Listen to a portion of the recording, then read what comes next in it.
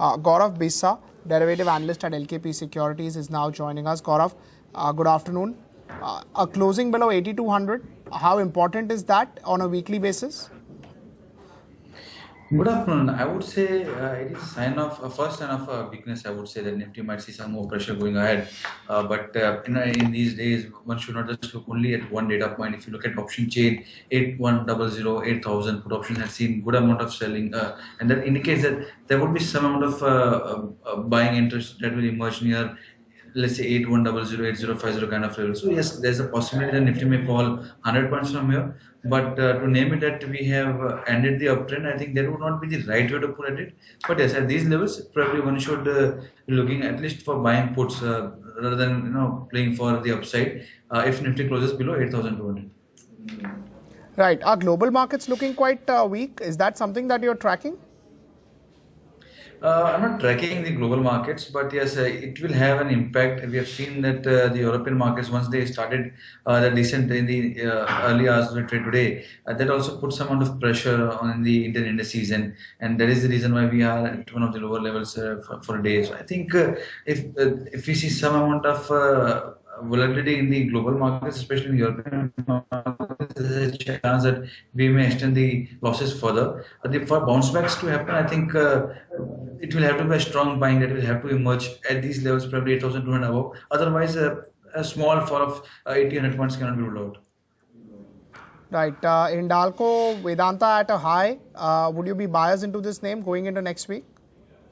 We have been buyers, but at these levels, we would not be buying. Probably, if you get it Hindalco around 114, that is what we had recommended today also to our clients. Then it would make sense to go long. Targets would be 120, 125.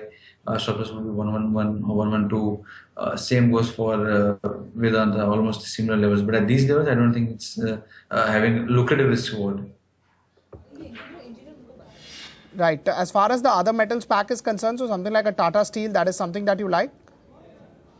No, it's actually weaker if you compare with the other names. So probably at these levels, having a 4-5 rupees stop loss, one can either sell it. Targets will be 325, where the immediate supports are seen, and below 325, it can test level of 310 to 305. So I would only buy at these levels. I will buy only about 350. Otherwise, I would be either waiting for the opportune time, or I would be a seller. Right. Any view on BHEL? It's done well despite the markets going down. I mean, not relatively, but just today. It's still in the range, I would say. If you look at the overall scheme of things, 127, 130 is the zone from where the short selling started, and short rolls were also seen carrying over this time around. So I would not be a buyer. Probably at 118, it gives you a kind of contra trade, having a stop loss of 115, play for targets of 125, 126. But that is just about it. I would not be a buyer at these levels. Right, but it's a name which is structurally into a short favorites book. It seems so, because at 125 you will see a decent amount of short positions. At 130 people have sold, at 135 people have sold. So people have not cut back their positions. People who have sold at 135, they did not cut back their positions aggressively at 125. So that gives you some amount of idea at the confidence of people writing either options or writing futures at higher levels. Right. As far as L&T is concerned, that's a name which can still go up from here on. It looks like as long as it trades above 1490, there are chances it may go up by 50-70 rupees. And I think in current scenario, 4-5% points, if you get it on a large cap name, that should be good enough. So if it sustains 1490 with a stop loss of 1470, one can go long for targets of 1550. Right. So how would you position yourself in L&T? Would you advise fresh buying? I would recommend buying above 1495, yes, and then it will stop loss will be 1470, 1475. Targets will be 1550. Right. As far as L&T is concerned, we saw a big short covering rally. So you think now that short covering rally is behind, so returns would be moderated and one should not expect a very, very big move? Well, yes, we have seen a good move coming in, but at these levels, I am not seeing significant buying happening. We saw a very big volume candle. We see very large amount of OI change in 1 day or 2 days probably, and after that it has been relatively less. So I would not be expecting a very, very large moves coming in the stock. But yes, 50-60 rupees, yes, it's quite doable. Right. India Bull Housing Finance has fallen quite a bit from the highs. Any particular reason? Slow and steady, it's gone down. Generally, we don't talk about this name, not a very high volume counter. Any particular reason? It's not just, I would say, Indian housing. If you look at something like LIC housing, even that is down. So there's some pressure. They had seen good amount of move, and absence of long positions or other profit booking generally yields some amount of pressure. And I think it has just turned from the immediate resistance levels of 750, 760 around those levels. So it makes sense that people would be at least booking the profits. It has seen a good move, a dream run for a lot of these financing companies, NBFCs. So I think it's healthy. If it sustains 680, 690, we may see again the uptrend is resumed. If not, then there will be pressure. Right now, I would not advise people to go long into the stream. Right. What would you say about some of these pharma names that are continuously going down? A little bit of short covering rally, but Lupin, Sun Pharma continues to look weak. Lupin, I'm not very negative because we have seen a decent amount of short covering, and we have not seen significant shorts. That is more positive. We are not seeing significant shorts at these levels.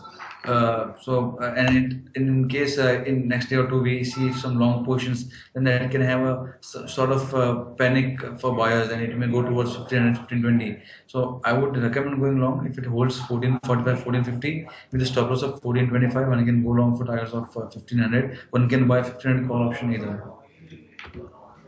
Right. Gaurav, just stay on with us. About a minute remaining for closing. I'll just come back to you. Markets are flat with a negative bias, 33 points down, but the day's high was 8250. So from there, we have seen selling pressure coming in. 8170 is where we are likely to close. ITC on your screen down about 3-4 rupees. Tata Motors down 2%. In fact, it was one of the top losers. BOB down about 1.7. Axis Bank down about 0.3. Tata Steel 2.5% lower, 334. Power Grid up about 1%, 154. Idea down about 1.3%. HCL Tech down about 0.2, 0.25%. Yes Bank up 2%. I think it's at a new high. Infosys down about 0.3, 1,181. Tata Motors DVR 2.8% lower. Sun Pharma flat with a negative bias. Tata Power 0.8% higher. NTPC flat with a positive bias. Coal India down about 2%, 306 rupees for Coal India.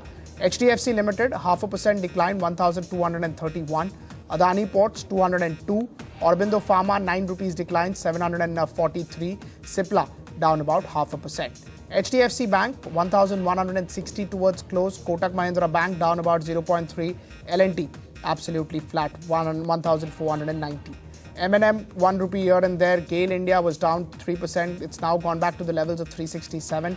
Asian Paints down about 0.5%, 993. And IndusInd Bank down about 1% or so. Wipro, Z Entertainment on your screen, 459.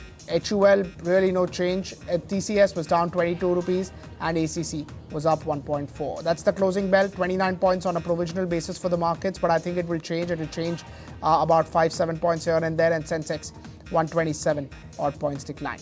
Hindalco was the top gainer, 115. I think there was some sort of short covering rally also over there, followed by Yes Bank, 1,065 towards close. BHEL, we just spoke about that with Gaurav, 123.6, 12 million shares traded, and ACC was also the top gainer, up about 1.7. Ambuja Cements and ACC, so both of them did particularly well, 1.5% higher, 235, 236, 4 million shares traded. Tata Motors was down 2%. Tata Motors DVR was also down 2.5%. So both these names were among the top losers, and Tata Steel, among the same group company, also went down at about 333. GAIL was lower, slightly on the lower side, back to the levels of 367. Coal India has done well earlier and now was looking slightly lower. SBI 205, I think after results, this is the first day where it has given substantial losses. So 4 rupees decline, 205, 206 for SBI, 25 million shares traded for that name. Some mid-cap movers. So Ugar Sugars, we spoke to the management just a few days back. The name has done very well, 20% higher, 36 rupees for Ugar Sugars. JP Infratech was a small name. It's a very small name actually. So it was up 20 odd percent. Lanco was also up about 18. Alok Industries was up close to about 20 odd. So most of these names did quite well today. Jayaprakash Power Ventures, it's a 5 rupee name, was up about 8.5%. Snowman Logistics is up 7%. Logistics companies continue to do well. HOEC did well today, up about 6. MTNL, we spoke to the management just a few days back, 7% on the higher side. KCP Sugar Industrial Corp was up about 12% or so. Shakti Sugars did well. Uttam Sugar Mills did well. Saturn Credit Network was up 11%. It's a company we'll be talking to soon, but the management we had a block deal yesterday where Morgan Stanley P bought into this name, Saturn Credit Care Network Limited. Raj Television Networks was up about 8%. Monit Ispat was up close to about 7%. From the sugar pack, slightly lower. So Dwarkesh Sugar, Andhra Sugar, Rajshri Sugar did well. All of them were up about 6 to 8%. Jubilant Industries was up about 9%, 169, and Specialty Restaurants did well. Gaurav Bissa is still with us. Gaurav, what do you make of Jubilant Foodworks, the underperformance over there?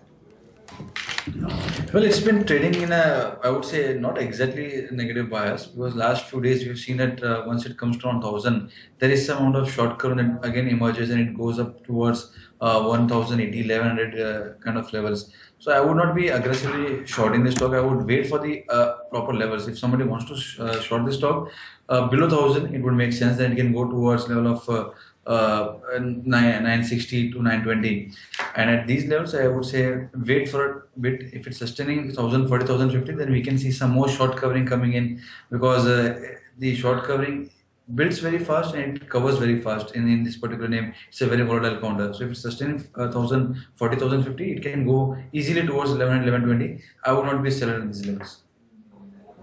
Right. As far as buying is concerned, would you want to buy or would you want to, it could be very volatile, so just avoid it? I would be a buyer, but not at these levels. As I said, if it's sustaining 1,040, I would be a buyer about 1,040. The stoppers would be 1,020, 1,015. The targets would be 1,075 to 1,100. And if it's sustaining those levels, we will review later. If it's sustaining 1,100, may go towards 1,140, 1,150. But for a very short term trade, buy about 1,040. At these levels, I think just wait and watch. Right. Some of the other names, so SBI gave up some sort of gains today. You think that's a name which will retrace back to the 180, 190 mark? It generally tends to do mean reversion. It's very difficult actually. We have seen, but it's very difficult to define what exactly is the mean. We have seen a couple of instances where it has bounced from 160 to 170 level. So in technical terms, we can say that would be a double bottom sort of thing in a very short term. It has multiple supports. One at 200, where it has seen good amount of selling inputs.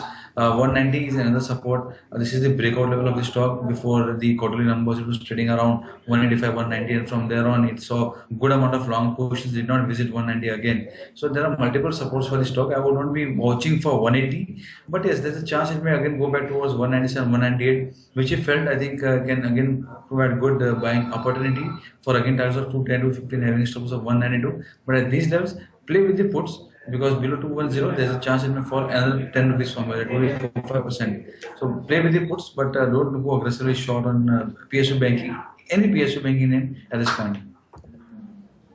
Right. If I look at some of the other private sector banking names, they have been making highs. Any view on these names? Maybe Axis Bank, maybe Yes Bank or IndusInd Bank as well? The only stock that is on my radar right now is Axis. The reason being that it's seen good amount of data, almost on the verge of new breakout. If it's holding on to 540, 545, then I would be having a stop loss of 532, 535, play for targets of 565 to 575. So again, it has almost closed around those levels. So on Monday, if it's holding on to 540, it makes sense for buying.